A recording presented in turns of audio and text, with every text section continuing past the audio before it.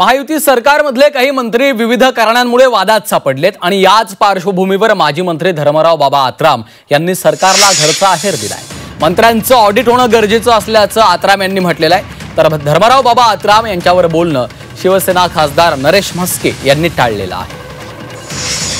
माननीय मुख्यमंत्री काय निर्णय घ्यायचा ते घेतील, कारण की त्यांनी टाइम बाउंड प्रोग्राम दिलेला आहे। 100 दिवसाचा कार्यक्रम झाला, त्याच्यानंतर पुढचा 100 दिवसाचा कार्यक्रम, अशा प्रकारचा ऑडिट घेणे गरजेचं आहे। कारण की परफॉर्मन्स सुद्धा आपला सरकार चांगल्या परिस्थितीमध्ये चाललाय, तर परफॉर्मन्स सुद्धा आपल्याला येणं गरजेचं आहे। परंतु परफॉर्मन्स चांगले मंत्री असलं तर सरकार सुद्धा चांगल्या पद्धतीने चालू शकतं। बाबा आत्राम जे आहेत त्यांनी वादग्रस्त मंत्र्यांवर कारवाई व्हायलाच पाहिजे असं सांगितलं आहे, तुमचं काय मत?